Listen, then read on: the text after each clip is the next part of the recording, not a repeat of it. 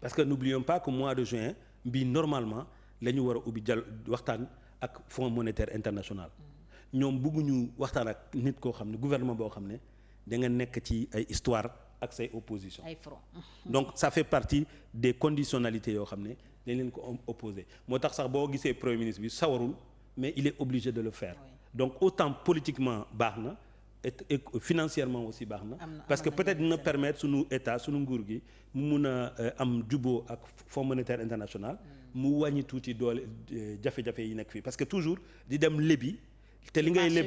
voilà te li ngay leb dañ leen ne déwén nga delloo ko wala dans deux ans dans 3 ans waaw alors que le FMI bu lay jox mun na dem ba ay 60 ans ay 25 ans ainsi de suite gis nga pont Gambie bi juin 2062 la ñu war a pare di ko fay donc ça veut dire que façon dette bor yooyu moo baax ci état mais pas bor boo xam ne da nga koy jël tey war ko delloo dans 1 an dans 2 ans dans 3 ans donc je leur souhaite tout le plaisir. Donc in fine le plus grand gagnant de ce dialogue c'est Pastef. Non c'est le peuple sénégalais. C'est le Sénégal. Ouais. C'est-à-dire que li ñu xam ne mun nañu sant waa Pastef enfin pas waa Pastef mais le gouvernement et le président de la République particulièrement c'est d'avoir la grandeur d'accepter ça parce que c'est pas évident que ñu am image boo xam ne les opposants viennent parler librement amoon nañu pexe pour loolu bañ a am mais ils ont fait en sorte que tout le monde est venu même ñoo xam ne sax kenn woowu leen ils sont venus te on les a laissés parler je crois que c'est ça le mérite du gouvernement et du président de la République qu'il faut saluer maintenant c'est le peuple sénégalais qui gagne parce que affaire yi xaw na wàcc maintenant nag suñu génne ci lii ñoom ñu dem FMI may leen tuuti ngelaw pour ñu nooy ñoom ñu delloowaat ci lu ñu nekk di jàpp di tëj loolu wax dëgg yàlla moom ndox bi fu mu daan taa foofu lay ñëwaat encore donc on sera encore dans les difficultés dañu war a xam ne ñoom c'est pas des révolutionnaires nguur gi du ñu ay révolutionnaires c'est un parti politique sénégalais bu jël nguur donc ça veut dire que fii ba 2029 dañu war a fexe ba def loo xam ne nit yi dinañu gis nañ ci teg seen bët su dul loolu en 2029 lu ñu jëlee fii waa APR ñoom tam noonu lañu leen jëlee et c'est ça la démocratie au fond donc ça veut dire quelque part ils amuñu jot dañuy war a góorgóorlu gaaw pour que ndaw yi am xëy pour que dund bi wàññeeku lool te nit yi gis ne comme bi mu ngi dox su dul loolu ils ont beau faire justement surtout que ñoom dañoo bari ñi leen xeex pas seulement ci Sénégal mais ci àdduna donc dañu ko war a sóoraale wàcc tuuti gaam pour mun a mettre les Sénégalais au travail tous les Sénégalais nag waaw.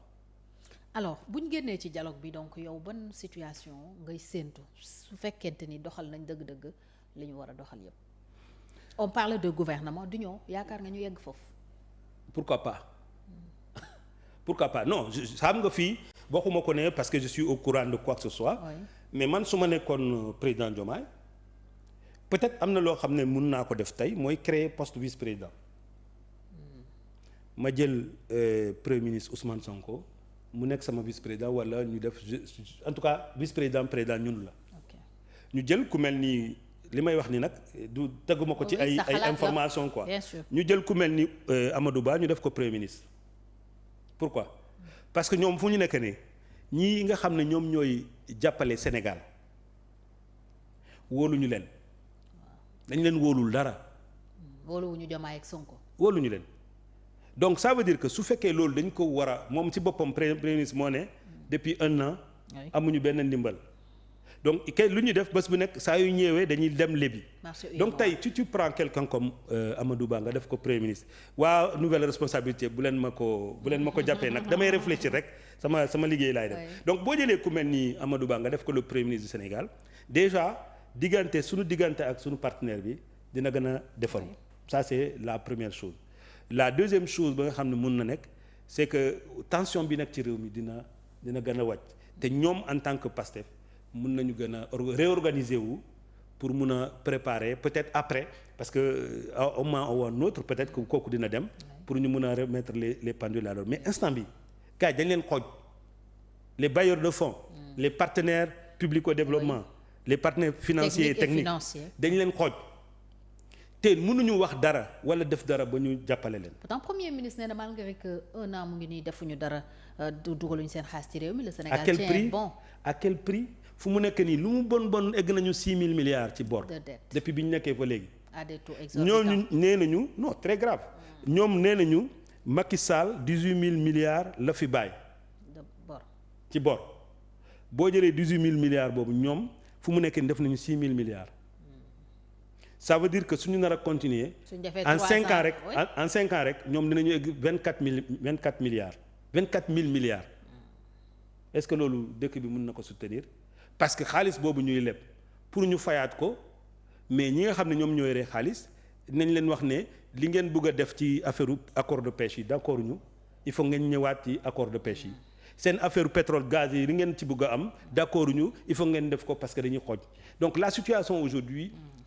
nekkuma un expert mais je sais que financièrement état du Sénégal mënatul waa dafa sonn te coono boobu du wàññeeku léegi parce que am na yoo xam ne li ñu boolee moo bari ñoom nee nañu nekkuñu avec les gens de droite mooy les BRICS ay ñoom Russie nekkuñu ak américains yi dañoo bëgg a nekk ci diggante loolu lu mu mën a nekk diggante ñaari ponkal yuy xeex boo fa nekkee dañ lay écraser donc là loolu mooy seen problème donc je pense que aujourd'hui ils ont fait un mauvais départ on avait dit que René Dumont benn agronome suisse la dafa ne l'Afrique a fait un mauvais départ eh bien le régime du président Diomaye a fait un mauvais départ faux départ la ñu def donc ils peuvent se réajuster et je pense que c'est possible à partir du moment où ils disent par exemple on va faire un gouvernement d'ouverture pas d'union nationale parce que d'union nationale dafay ça voudrait dire par exemple que